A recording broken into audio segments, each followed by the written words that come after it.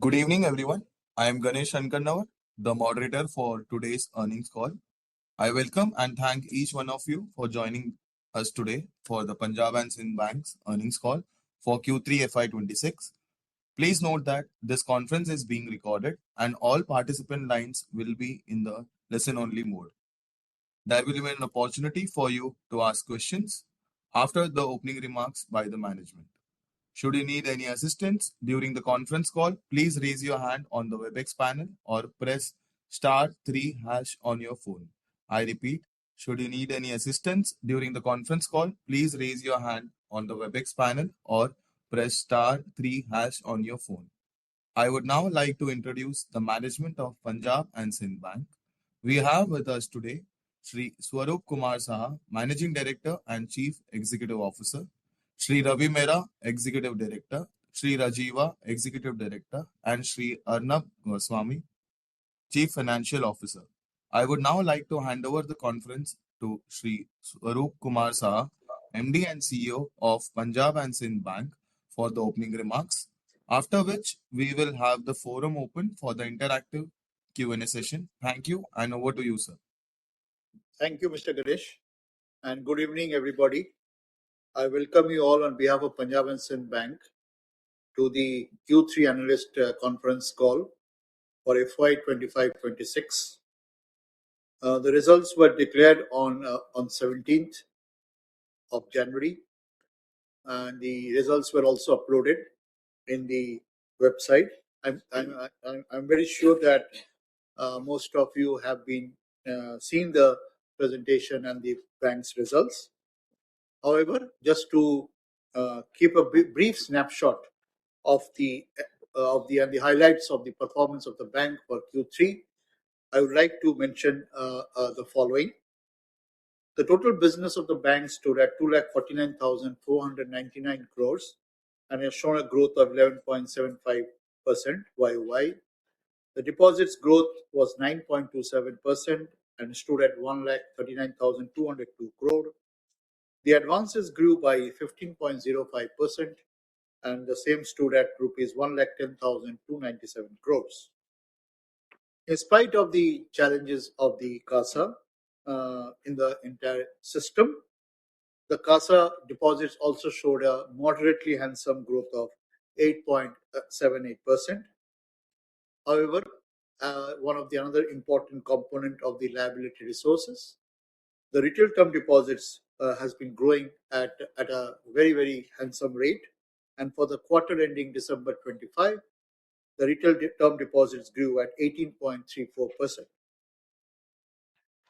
In terms of the operating and net profits, the bank's operating profit for the quarter ending December 25 grew at 22.73% and stood at 594 crores. And for the 9-month period, it grew at 30.18% and stood at 1639 crores. The net profit for the quarter increased by 19.15% and stood at 336 crores. And for the 9-month period, it increased by 28.02% to 900 crores. The NII grew at 5.01% for the quarter and 6.57% for the 9-month period. What is significant is that we are laying a lot of focus on core fee income, which excludes the treasury and the recovery and write-off accounts. And that traction continues to be positive. And for the quarter end at Q3, the core fee income grew at nearly 29% YOY. And for the 9-month period, it is around 19.33%. Overall, the non-interest income grew at 50% YOY and 51.52% for a 9-month period. The NPA, the asset quality continues to be significantly improved. The gross NPA now stands at 2.60% and it shows a decline of 123 bips YOY. The net NPA of 0.74%, which is as per our guidance given that we should bring it below 0.75, and we have already achieved that guidance in December and we have brought it to 0.74, which shows a 51 bips decline YOY. The PCR continues to grow, and here again, the PCR on a YOY basis has increased by 270 bips to 92.23% with TWO, and without TWO, it has shown a significant improvement of 408 bips to 72.28. The slippage ratio continues to be at a moderate level of only 0.16%, and it continues to decline. And the credit cost also is at a low level of 0.05%. In terms of the other parameters, as far as business is concerned, as we have been interacting with you for the last few years, we have been said that we will like to focus on the increasing the retail agri MSME segment. And here again, in the December quarter, we have been able to show a consistent performance in this segment, and it grew at 21.94%. The percentage to the total advances has now improved to 57.45%, and we expect that this percentage will gradually go up, and by the end of March 26, we should be at 60%, and next year for the guidance which we have kept for this growth of RAM percentage is 70% for the year 26-27. So we will continuously work on this on the various segments, as you must have observed. In terms of the individual segments also, the retail has shown a growth of 19.58%, agri of 24.29%, and MSME of 22.94%. So all round, in all the three segments, a healthy growth and a consistent growth. In terms of the capital adequacy, the bank continues to be have a good capital adequacy of 16.83%. If you add back the 9-month profit, which we have not added so far as per norms, if we add back the 9-month profit, it is at 18.01%. So it's just 18% overall, which shows that the bank continues to work on capital optimized growth. In fact, the credit risk-weighted asset density, which we call RWA density, has also shown improvement from 61.18% to 58.64%. So overall, we believe that we'll continue on this capital optimized growth in the going forward as well. Cost to income ratio has also declined 373 bips YOY and stands at 60.84%. Return on assets is at 0.79%. We'll like to take it forward, but we'll at the end of 9 months we are at 3 months we are at 0.79. We'll like to take it forward going forward to around 0.80. So these were some of the numbers in terms of the efficiency parameters.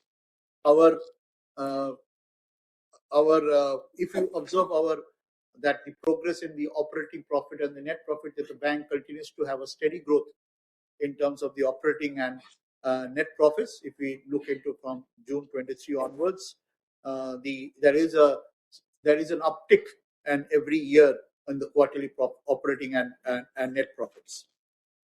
The other areas of what I like to, in terms of slippages also, we find that the slippages also continue to decline overall, and of course we have the significant.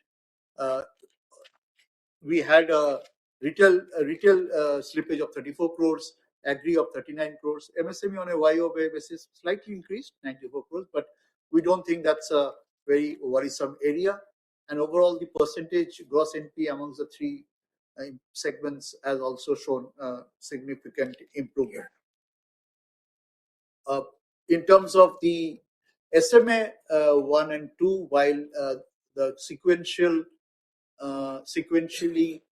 the total amount of SMA 1 and 2 has shown an uptick, but these are primarily the two state government guaranteed accounts, which we have also adequately provided for in our internal books as a standard, but it is backed by state government guarantee. We don't foresee any immediate delinquency situation, but however, we as a precautionary measure and as per the norms, we have significantly provided for in these two state government guaranteed standard accounts.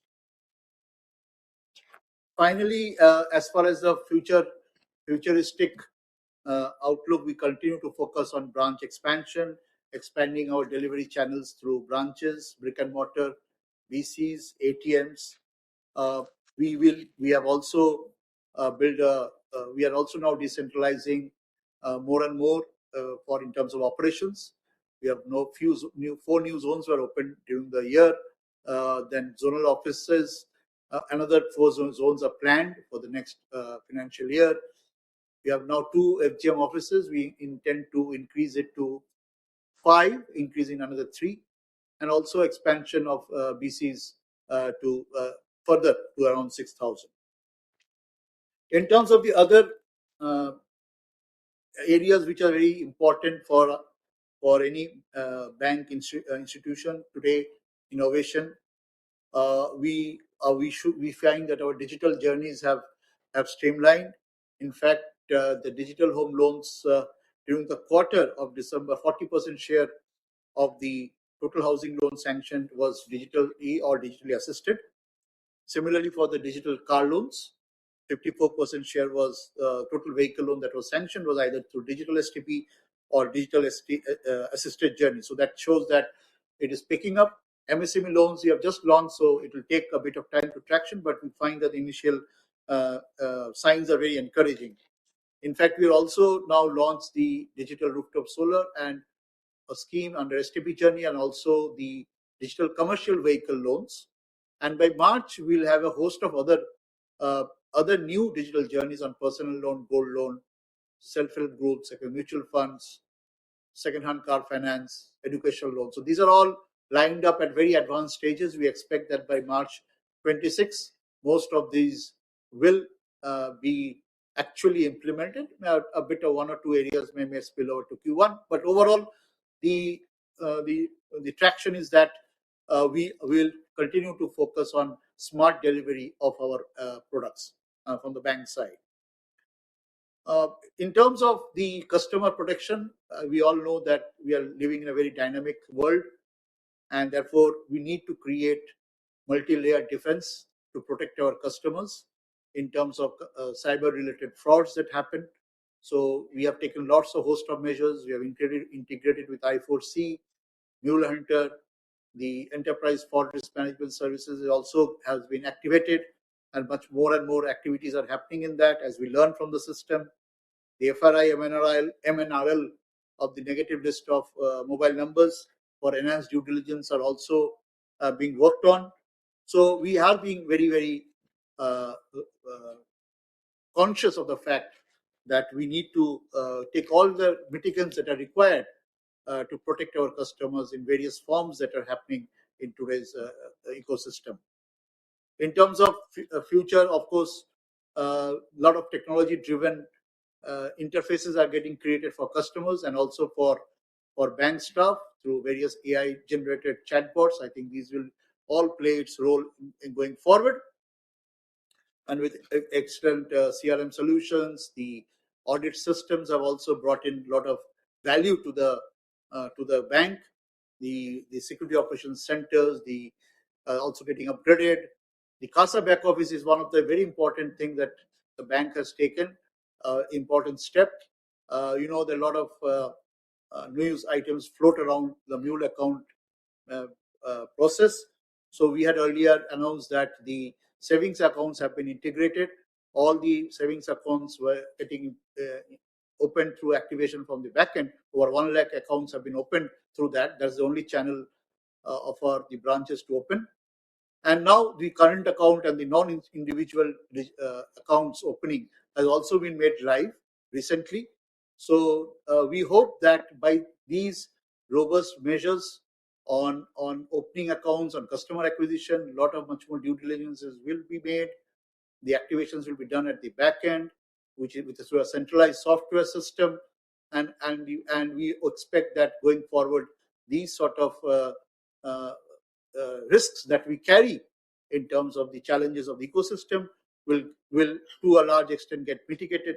However, we never can be complacent. We need to continuously upgrade our systems and processes to to mitigate the emerging operational risks that are coming. Forex businesses is also under pipeline. The centralized forex division is at a very final stage to be centralized forex trade finance solution is in a very advanced stage. By March, we intend to complete the project and take the bank in the next year to a much more augment to increase our forex business. In fact, we have also approached RBI for the gift city and approvals. We are hopeful that we will get it sometime, but at the present point, what matter is that we have requested RBI for the formal process to give us an approval for the gift city. So if that is done, I think the bank will also get a lot of opportunity to do forex business sitting in India. A lot of other initiatives also being planned in terms of operational cost management, CRM led generation, AI driven features, mobile apps, etc. HR initiatives have also been taken to a very, I think when I joined this bank, a lot of questions came from the analysts that how are we building capacities? And we are now in a position where we have got the state of the art processes to do this manpower, not only manage them but also reskill and reskill them for their through various tools, scientifically devised tools. So we are doing it in two phases. The first one has been implemented, and the second phase is under implementation, which takes the second phase particularly focuses on learning and development. I think that would be the key. The first part was on performance management system, target settings, appraisal tools, etc. Manpower assessment, succession plan. All these were primarily the first phase that has been now done. Now the second phase is getting implemented. I'm very sure these will all get it will all give benefits to the bank in the going forward. A lot of various products have been introduced. And finally, if we come to the achievements of the bank vis-a-vis the guidance that we have been given, I think we have summarized the guidance in the last slide, and we find that overall, whatever targets that we had set for in terms of the financial year, we are all in track in all. We have achieved most of them, and also in track in the gross NPA, which we are already at 2.60, and we are very sure that we are going to bring it to below 2.5% very shortly. So thank you very much for your patient hearing. Now we can open up the floor for the discussions. Thank you. Thank you, sir. We will now begin the question and answer session. Ladies and gentlemen, we will wait for a moment while the question queue assembles. I request the participant to limit their question to 2 per person, and please rejoin the queue for additional questions. Anyone who wishes to ask question, you may raise their hand by clicking on the raised hand icon on your WebEx panel. For those who have joined us via audio call and wish to ask question, please press *3#. If anyone is having connectivity or audio issue, you may share your question on WhatsApp to us at 77386888746. I repeat, if anyone is having connectivity or audio issues, you may share your questions on WhatsApp to us at 77386888746. Before asking the questions, I request you to please introduce yourself and your organization. Our first question is from the line of Ashok Ajmera.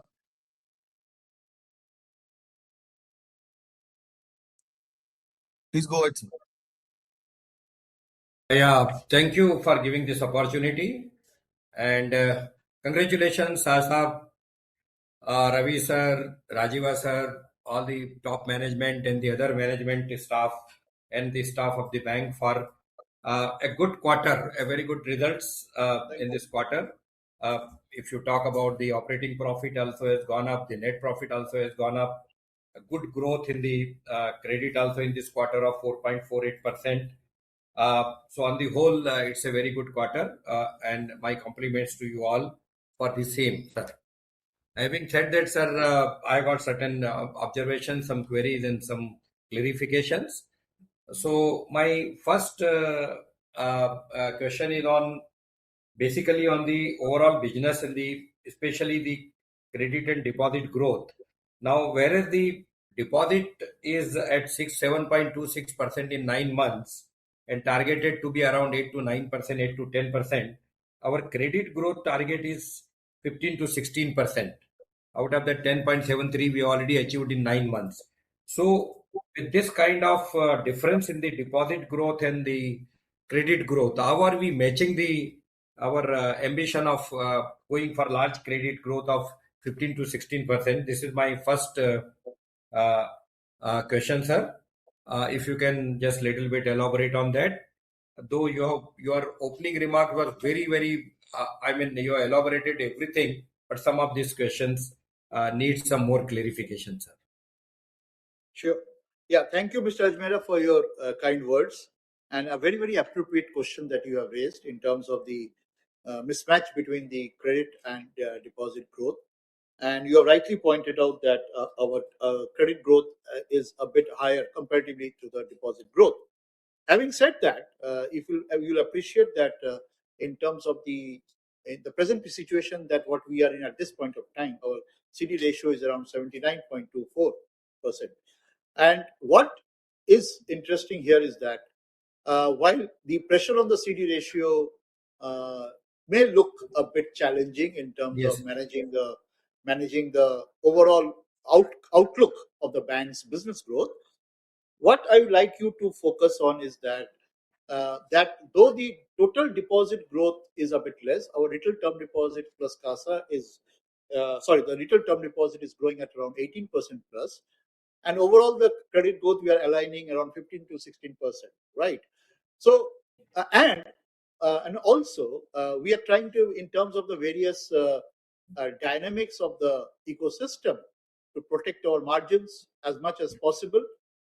We are also very conscious of that, and we are trying to do a dynamic, uh, what we call strategically and dynamically. We are trying to monitor that how do we fund credit in terms of the various resources that we have.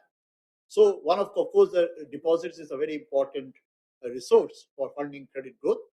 So what we are trying to do is this: is our LCR average, liquidity coverage ratio. We feel that if we are able to handle, maintain uh, a comfortable LCR, uh, we can have a leeway in terms of the increase in the CD ratio, so that we don't get choked in terms of our business projections. So therefore, we are doing a very calculated methodology of trying to fund our credit growth. We are not, because as the last quarter comes, the interest rates are getting hardened now, both on the while the retail we have taken a lot of steps. We have rationalized our deposit interest rates, our savings bank interest rates. So these are some of the steps we have taken to maintain the margin. But going forward, we'll take a very quarter-on-quarter analysis. How do we handle this situation of the hardening of rates on one side, and also the impact on the repo rate cuts that the Reserve Bank has done continuously. Overall, at the end of it, what I can summarize my summation is this: we don't feel any challenge in terms of funding our overall credit growth, and we are very confident that we will be able to maintain the guidance that we have been giving you. But on a quarter-on-quarter basis, these things will be monitored and going forward. Yes, sir. The point well taken, sir. But with a low NIM of 2.59%, I mean, it is continuously coming down. Which alternative source you feel can be cheaper than the deposit or CASA, so that you can protect your NIM also at the same time growing the advances to this level? So what are your views on the NIM going forward with this alternate method, with dynamic methods which you are using to raise the funds and maintaining the LCR above a comfortable level of say 120 or so? So how do you, means from where do you get the cheaper access to the cheaper fund than the normal deposits, sir? Yeah, point well appreciated. If you see, there are two, three things here in the dynamics of the ecosystem. While it is very difficult to really get a substitute of a CASA, and which is the low yielding, whether low cost resources. And the only option for us as deposit is very important is to go strongly on the retail term deposit. So that just say we have also done a lot of changes while we are growing at 18%. What I'm trying to tell you is this, that in spite of the challenges of the deposit mobilization, we are still growing handsomely at 18% in spite of lowering the rates in the deposit buckets, in various deposit buckets. But the point to be what we have to, in terms of the NIM, if you see that in spite of the insignificant reduction in the repo rate cuts by the regulator, we still in the December quarter, we were still at more or less at the level of September quarter. So that shows that the NIM going below a threshold has been. We expect that it gets bottomed out by the end of this quarter, or maximum to the end of by the next quarter. And the alternative is this, that we price our products and we go into the segments of the asset side where we can really get a margin of 3% and 3 to 3.5%. And if you see our dynamics of our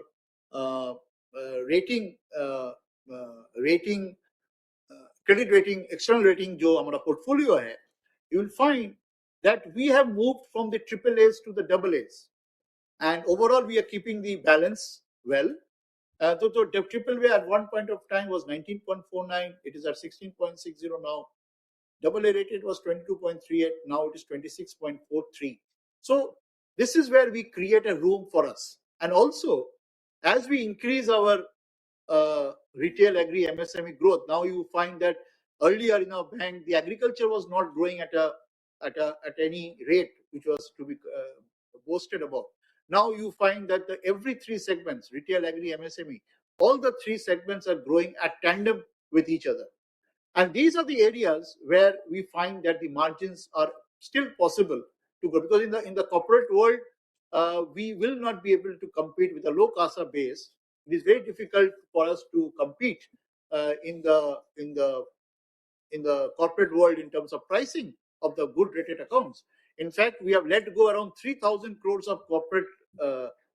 We have shed 3,000 crores of corporate loan book just because we didn't want to provide a repricing at a rate which is not convenient to us. So we have let go those. But in spite of that, we are still growing a corporate book at a reasonable rate. So how do we balance our portfolios? It will be very, very important. But this is a challenge we will like to overcome through our various. So that's why we are saying that as we increase our retail agri MSMEs to 60%, and maybe from next year to a very, very significant level of 70%, this dynamics will play out very, very solidly in favor of the bank in protecting the margins. Yes, sir. Taking this your point forward of rating and getting a higher yield or higher margin on the advances, what I see is that in NBFC and gold loan, there are greater opportunity at the same time a good security also.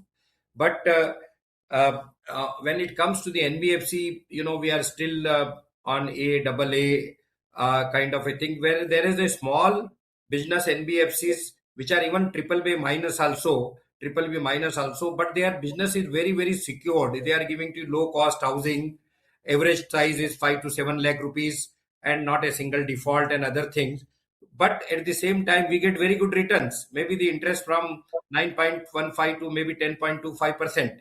So that those kind of strategies should be relooked. It should also be looked at. Similarly, for the gold loan also, I would just like to know the composition of NBFC and the gold loan, and gold loan also, how much is the agriculture and non-agriculture and the kind of yield we are getting, sir? Yeah. So first of all, from your first point regarding the taking exposures in the NBFCs with a lower credit rating, we will take your feedback and we will look into that strategically in-house to see what we can do. I think it's a fair point that you have raised. And regarding the agriculture gold loan portfolio, I'll request Mr. Mehra to come in here. Good evening, sir. Good evening, sir. With regard to the overall gold loan portfolio of 4,800 crore rupees, 1,700 crore rupees is through co-lending, and out of that 1,000 crore rupees in agriculture. And with regard to the yield in gold loan, somewhere around 8.85%. Well, how much, sir? Can you repeat it? 8.85%. 8.5. 8.85. 8.85%. Very good, sir. So that's what only I'm saying, sir, that in case of even some of this lower NBFCs where with a secured business, also you can get a very good margin and can increase the profitability of bank. So having said that, sir, now you in the segment results, sir, I was looking at the segment bifurcation because of this high profitability in the corporate book and the retail book of 269 crore, 390 crores. So overall was 863 crores. Out of that, unallocated expenses of 270 crores has gone for the first time so high as compared to 50 crore, 70 crore unallocated. So what happened this time that unallocated expenses had gone up to so much of 269.58 crores, whereas the segment-wise profitability, if you individually look at treasury, corporate, retail book, and retail banking, then it is 863 crores. We'll reply. I think let me look into that. This is a fair point, and I'll just look into it. My CFO will inform you separately on this matter. Arnabji will explain. Okay. Yeah. All right, sir. Sir, my last question in this round is basically that the government account, like you said that two state government backed, they slipped first SMA1 and then part of that SMA1 and SMA2. And you need not worry and you made some reasonable provision also. But is that those accounts are going to slip finally as per the IRAC norm in the NPA category, or before that only they are going to be resolved? See, these are systemic accounts. First of all, as of now, we don't foresee the accounts getting delinquent. Number one, and I can also tell you, if they do so at any point of time, at present we are having more provisions in a standard account than it is required in a substandard account. So we have built that cushion already. Okay, so but we don't foresee those accounts because in one of the accounts we had an exposure of 1,500 crores. The exposure has come down to 1,000 crores. Another account we had an exposure of 1,200 crores. It has come down to 627 crores. So the repayments are coming, albeit at a not at a space that we like to have, but we don't foresee any immediate delinquency in these two accounts. All right, sir. Thank you very much, sir. I'll give the opportunity to others, but if time permits, I'll come back again, sir. Sure. I have Thank you, Mr. Mehra. Discussion and questions, sir. Okay. Thank you, sir. Thank you, sir. The next question is from Sunil Choksi. Over to you, sir.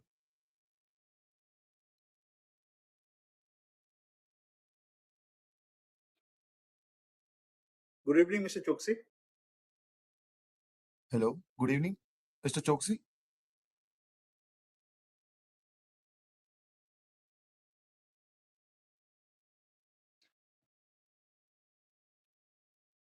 Mr. Choksi, are you there? We can move forward. Yes, sir. Yes, sir. Yes, sir. The next question is from Jay Mundra. Over to you, sir. Hello, Mr. Jay.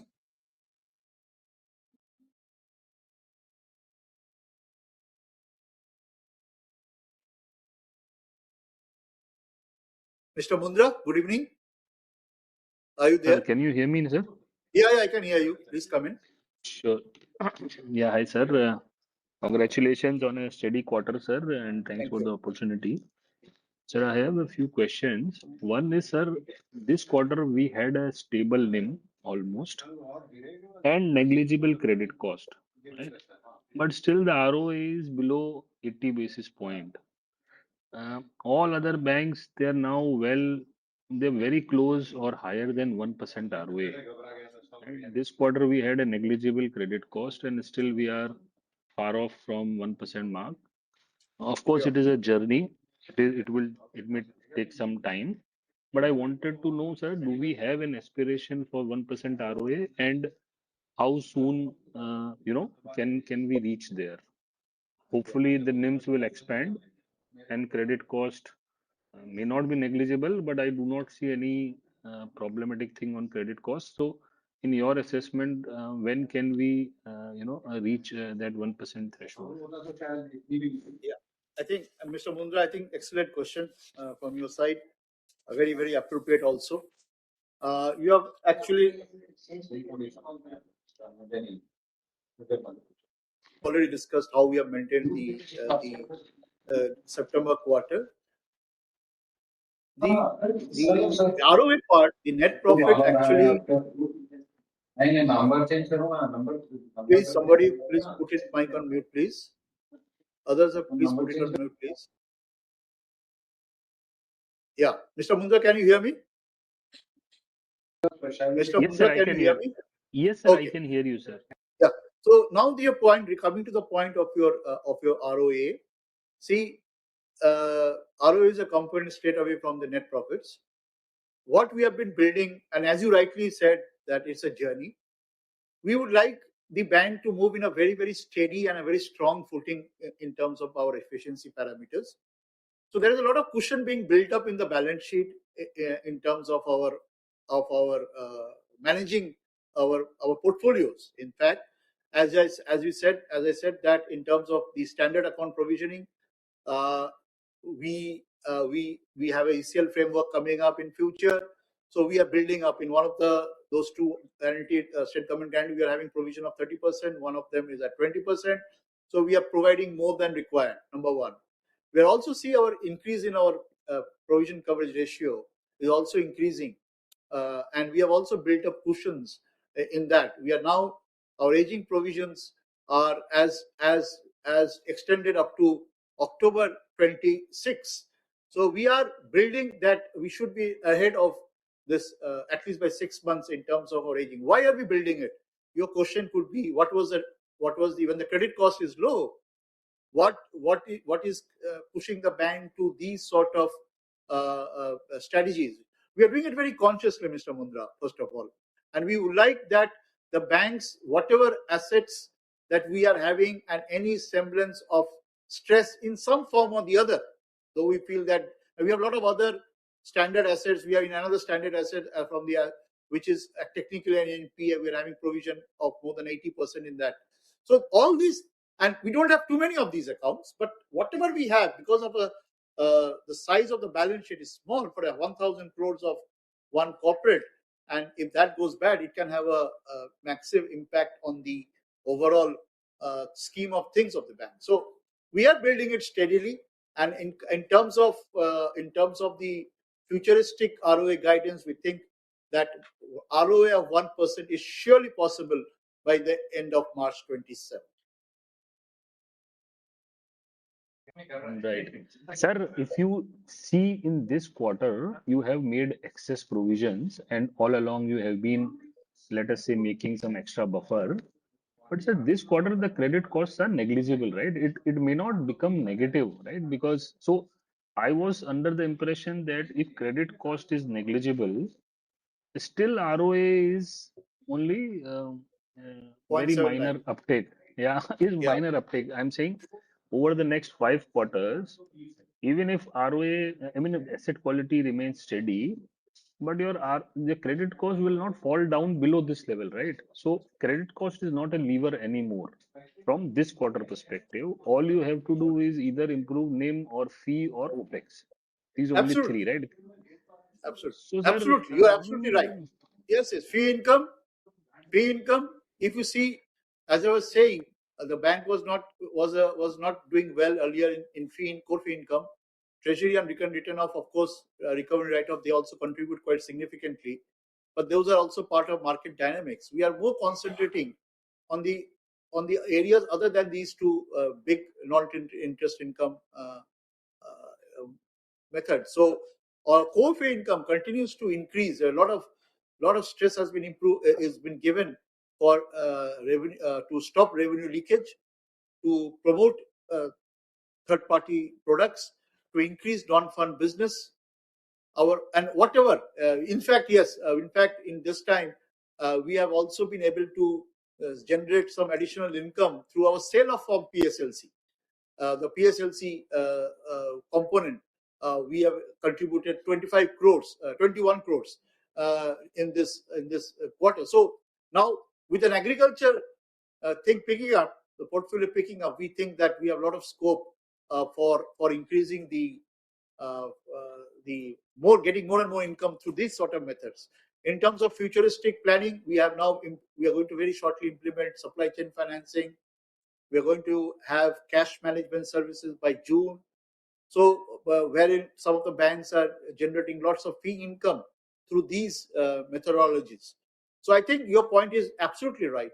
We need to improve NIM, and that's why I was talking about how we churn our assets book into the various segments, and also increase our fee income to that, and hopefully with supported by a good, sometimes good or sometimes moderate treasury performance because of the market dynamics and good recovery. And our slippages continues to be less and less, but our recovery in NP accounts continues to be, lot of focus continues to be given. So in this quarter also, we expect around 250 to 300 crores of recovery in the written off accounts. We expect that. And if all that materializes, this will all add value going forward in our overall scheme of things. So we will focus on getting generate more and more NII, NIM, and other income from various sources. Sure, sir. And sir, have you migrated to the new tax regime, or that is you're still on the old earlier No, tax not regime? yet. Because But we have taken away, or we have covered all our accumulated ETA. losses. So we Okay. will look now. The time has come for us to look into this subject, and maybe going forward we will be. Some banks have still not migrated. We will look into this. Yes. Now we have come to that situation where. Sure, sir. And secondly, sir, on gold loan, right? So there is 100% YOY increase in the gold loan. Is there any reclassification, that in the sense that earlier you were having retail gold or agri loan, which has now reclassified from agri to retail or retail to agri, or these are all, I mean, like to like sort of a number? Yeah, Mr. Mehra will take the Yeah. call. Actually, the gold loan growth is there. Which I just informed that we have done the co-lending part as well for gold loan. First time we have done it. And 1,700 crore rupees has been done through co-lending. So because of that, that growth is there. And then there is no declassification among these three sectors in the gold loan. I think, Mr. Mundra, as far as retail and agri classification, that's a dynamics. But overall, what I like to say is that the portfolio as such is growing both organically through our branch network and also through our co-lending platform. Our co-lending has been doing exceedingly well. Our experience has been excellent so far. So we will promote more and more such models of financing, both organically and inorganically. And so far, I think the quantum jump that you see are contributed by both the segments, both on the branch side and also from the co-lending side. Thank you, sir. Now we will begin to the next participant. Next question we have from Mr. Sushil Choksi. Over to you, sir. Hello, Mr. Choksi. Yeah, good evening. Good evening, Choksi sir. Good evening, and congratulations on very good numbers for Thank the quarter. Sir, I was starting in reverse, going to your guidance slide. You have tick box everything except gross NPA.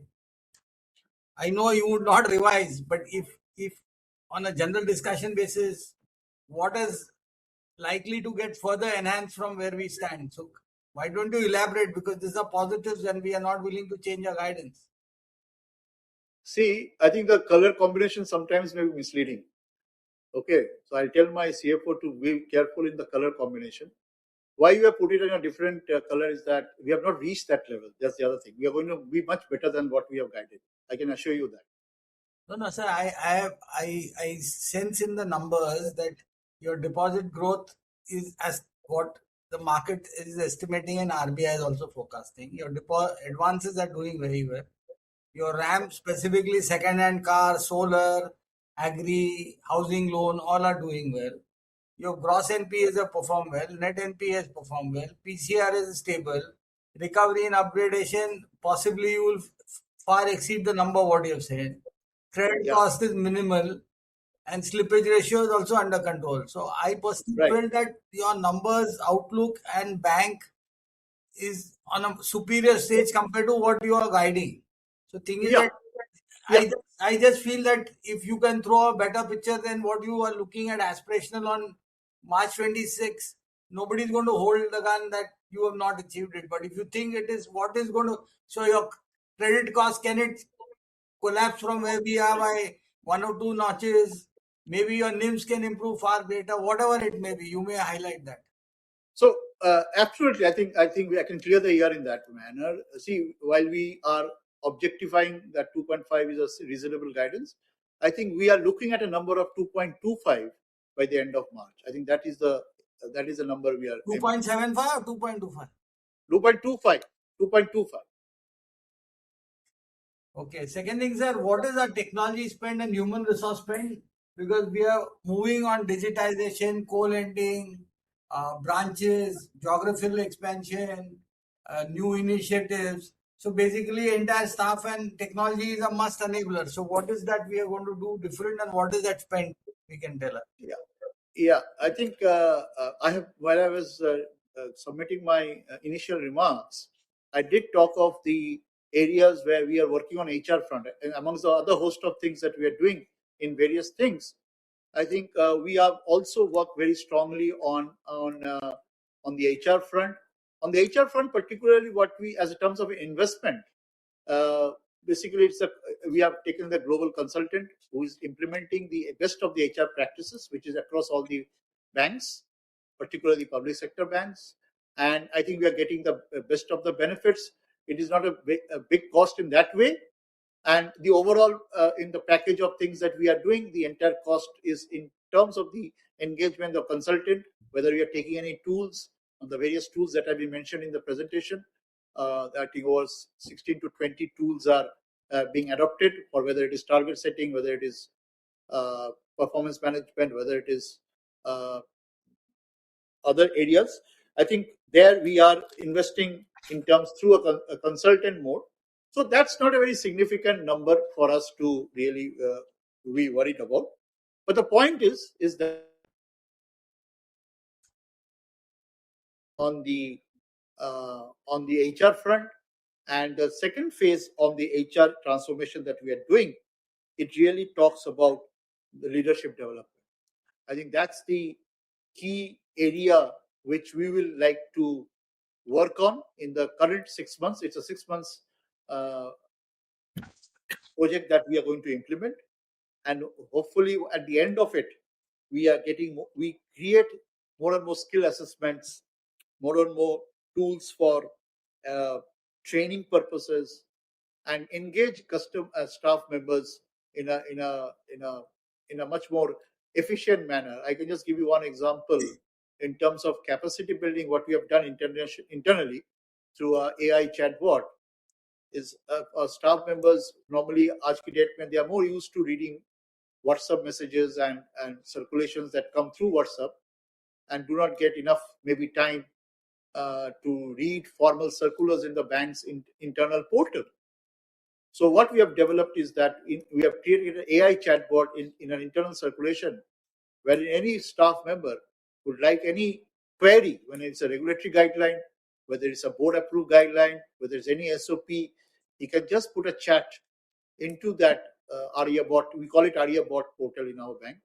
And through that, he can get an updation immediately with an immediate response through a system-generated AI tool that has been utilized that will give them the immediate answer to a problem that he may immediately face at any point of time. So this is also on a small area which I have talked about, and trainings is another area which are investing very, very strongly. We find that our amongst the total number of employees that we have, around 10,000 odd, we are now working on how many unique employees are getting trained every year, and that figure is also significantly increasing year on year. Earlier, a unique employee means an employee who is not giving multiple trainings. We were giving trainings to around 3,000 employees. Now that figure is ranging between 6,000 to 7,000. So it's nearly doubled. So a lot of investment is happening there also through our training colleges. We're opening a second excellence center staff training college, which we'll call a center of excellence on food and agro processing.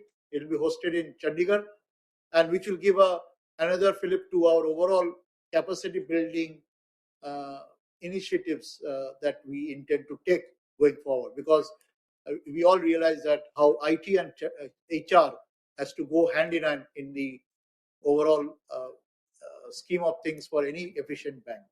So we are doing a lot of taking a lot of initiatives. Hopefully, this will all give better results as we go forward. So, what is the digital spend and human resource spend likely to be additional on all these measures? On the human resources spend, see, I can give you a snapshot that just to give you an idea of what you are trying to arrive at. In the last 3 years, we have an approved outlay of 900 crores in IT.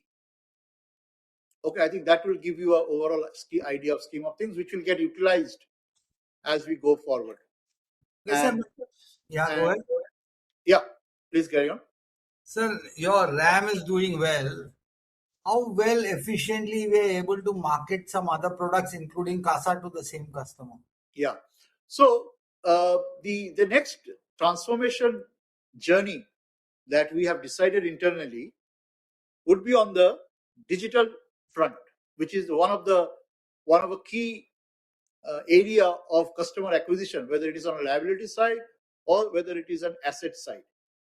So the bank is internally working out, and I think we'll be roll it out by the end of the financial year next, which we may call PSB Unit 2.0, and which we will demonstrate to the external stakeholders that we also have the capacity to turn around a digital oriented customer journeys, and with a great UI UX experience, and overall make a stickiness. The idea is having more stickiness from the customer perspective, more product per customer, of cross-selling. So as of now, on the lending side, asset side, we are doing a lot of digital transformation in the lending side, but we like to have it a common platform wherein both the assets and the liabilities will be taken care through a very, very robust digital platform. So that is on the offing in the next year. We have taken a lot of steps in various areas. Now, I think it is now culminating for business purpose. The digital transformation will be taken forward. So we will be going through the process, approvals by the end of this month or maybe next month, and then we open it up and we engage somebody which is efficient and delivers to the best of the apps in terms of the industry. So I think those acquisition journeys of salary stickiness and also will work. And one more thing, we are also much more focused on garnering as much salary accounts as possible. We have done a host of tie-ups with various state government organizations to build up this CASA portfolio in terms of salary accounts. And of late, of course, the Central Government Employee Connect program will be across all public sector banks, where central governments employees have been advised by their nodal ministries to open all their accounts in a public sector bank only. So we will be, though it's a competitive market, but we think we can have a fair share in that. The defense salary account is playing out very well. Now, earlier we had a centralized Major General who was the central defense banking advisor. We had one person. Now we have 5 persons on the ground to assist the Major General at the center, so that there is a lot of legwork required to mobilize salary accounts from the defense establishments. And I think we have recruited them. They're already on the job. They're going places, and we are getting a lot of positive feedback that going forward, we may make some significant breakthroughs in the defense accounts, salary accounts as well, including agri section, because our package is one of the best, if not the best. It is one of the best amongst all the banks that offer the products to the defense people. So stickiness of customer would be important, giving them good UI UX experience, give them all the facilities under one mobile app to maintain accounts with us, have good credit card business, mutual fund business. So put them all together and try to build a robust digital journey. So these will be some of the few points which will be taken forward in the next financial year. Sir, my next question, what is the unavailed credit limits which you have sanctioned in recent months, and what is the pipeline looking for the quarter, specifically on the corporate side? I think on the corporate side, overall, if I see the sanctions in hand, the undisbursed portion, the proposals under consideration with a good NBG in principle approval given, which are going to get converted, the overall pipeline so far is 20,000 crores. Okay, and this does it give you a color of any kind of sector, or it is across? It is across.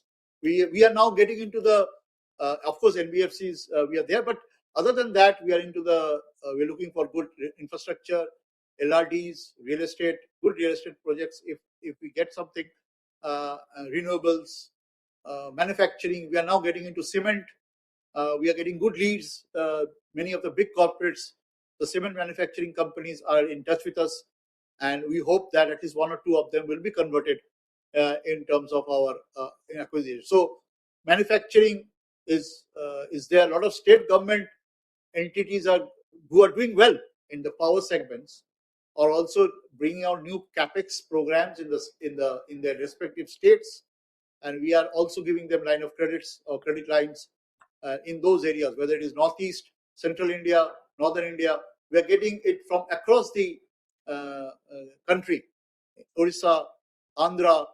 So now our business expansion is really being taken forward in the geographies which we think are going to be very important today, whether it is the central part of the country, southern part, eastern part of the country.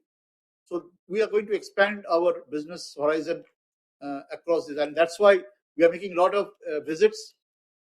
MDs, EDs are visiting them, meeting the chief ministers, top bureaucrats, meeting top officials. Anywhere our MD or ED visits, we generate at least 5,000 crores of leads. That's the bottom line we have taken, that if any MD, ED goes to a visit in a particular zone for business mobilization, that zone should generate 5,000 crores of leads. Otherwise, you don't go. Initially, people were hesitant. I think now it has picked up, whether it is Gujarat, whether it is Chhattisgarh, whether it is Orissa, whether it is MP, Madhya Pradesh, Karnataka. I think that's how the things are moving in the bank, and I'm very sure as we move more and more, these will be converted in a better way. So then you need to accelerate your deposit, nothing more. Yeah. That's true. That's true. Or you find an alternative way of funding, amending the LCR. But that situation has not come yet. Many banks on the CD ratio are already at 82, 83. We are at 79. We'll work on that leeway that we still have, and then take a call. Of course, deposits will be very important. I agree with you. Yeah, because 5 state itself amounts to 25,000 crores. Sir, last question to you. You have been, you understand treasury well. What is it today that rates are where it is, and what's the outlook? Second thing, how do you manage cost of funds better than where we stand today in near quarters? Yeah, in terms of the outlook, you know that the yields have hardened and a lot of dynamics are happening, particularly on the SDL front. We expect that the Reserve Bank is, I'm very sure the Reserve Bank is looking very closely on it. And there has been, I think the OMOs, subsequent OMOs may again come. And there's a lot of discussion going on that OMOs may be brought in. There was also, I feel that some of the SDLs, which RBI has experimented earlier in the OMO, they have not of late done that. Maybe some SDL, because the hardening is happening in the SDL front more, the spread is increasing more there. RBI may consider as a measure to bring down the yields from that perspective. But the global situation is something is very dynamic. I don't expect immediate cuts happening in terms of it. The numbers, the GDP numbers are also holding on, which doesn't really trigger any potential action by the Monetary Policy Committee. So, in the scheme of things, as we stand today, I feel that the RBI will have a wait and watch. We have a long pause maybe in terms of the overall guidance, and take it every 2 months going forward. That's on the treasury front. And what was your second point? Cost of funds. Yes. On the cost of fund, we have brought it down. In fact, if you see our trajectory in the cost of deposit and cost of fund, we have taken a lot of steps, and that is actually yielding a lot of results. We have priced our savings very aggressively, and we don't find any challenge there. Savings continues to grow. We feel that today is the stickiness of the customer which gives the bank savings accounts. So we have drastically reduced our savings deposit rates. We have drastically reduced our retail term deposits, particularly on the special schemes. At one point of time, we were giving as high as 7.45% in the retail term deposits in one of the brackets. That has gone down to 6.60. And that, if you see our sequential movement in the cost of deposit and the cost of fund, we feel that there is some the positive development there. What we now need to do is increase our yield on funds and the yield on advances. So that is the work in process, you may say. Thank you, sir. Thank you. Thank you. Next question we have from another participant, call in user. Dear participant, could you please introduce yourself and come up with the question?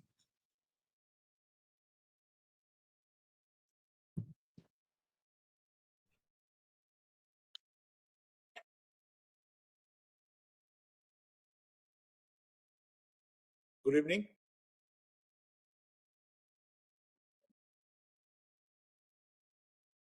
So we'll move on to the next question, which is from Hriday Choksi.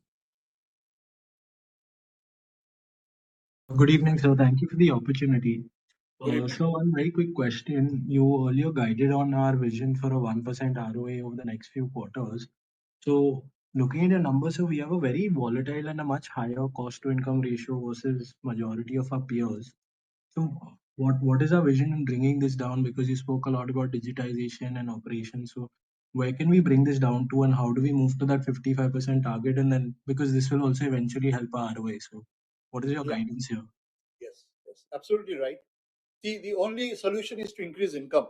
Cost is only was limited impact that happens in terms of reduction in cost. So our entire effort, traditionally our bank's cost to income ratio has been very high. So the only way is to generate more and more income out of our business models. So we expect that our idea would be, if all the things work out to the way that we have planned out, I think by the end of March 27, we should be nearly around between 50 to 55%. I think that's the overall dynamics that we are working on. We'll try to phase it by 3 to 4 bips every year. And if you see our trajectory so far, We are holding on to that. Earlier it was 75. At one point of time, earlier in the bank it was 72 also. So now we are able to maintain the 60 to 64, 62 or 64 range. We expect that this range will come down to around between 55 to 60 very shortly, not 58 to 60, sorry, and then move on to a range between 53 to 56 somewhere. It will stabilize. So another 2 years down the line, we should be having a much better cost to income ratio. The only way to do it is to increase income, and that's what I have been telling all along, and that's what we are trying to do also. If you see our pay income in going up, our churning the balance sheet, etc., which I have already said. So that will continuously take place going forward. Noted. Thank you very much. Thank you. Thank you, sir. As there are no further questions from the participant, we now conclude this conference. Should you have any further queries, please reach out to Mr. Ganesh Shankar at 77386 or ganesh@conceptpr.com. On behalf of Punjab and Sindh Bank, I thank each one of you for joining the conference call today. You may now disconnect your lines. Thank you. Have a great day. Thank you. Thank you, Mr. Ganesh, and thank you, everybody. Thank you, sir.